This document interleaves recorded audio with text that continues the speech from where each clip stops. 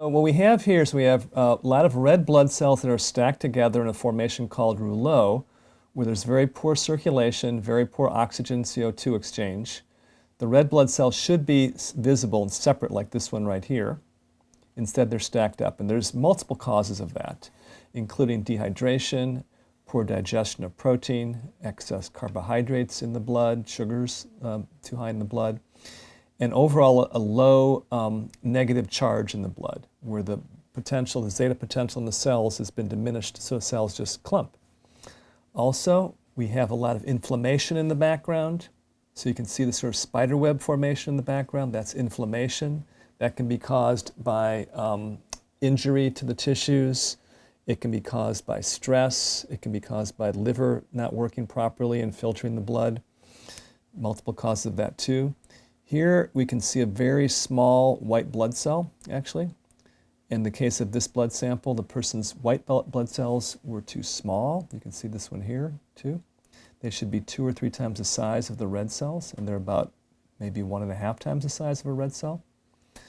So they're not in ideal shape. So this is the picture of a sample of blood I looked at within the last week.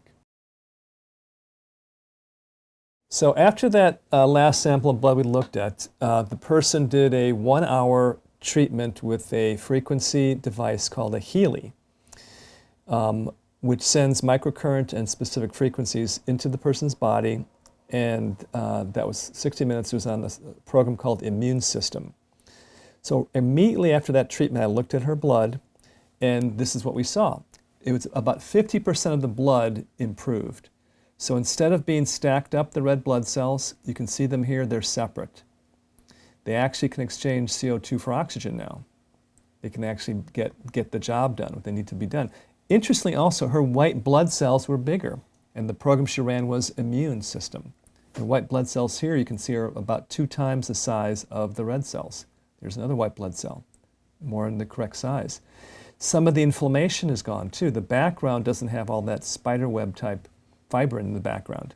Let me run the video here a little bit. You can see, overall, the blood is a lot better.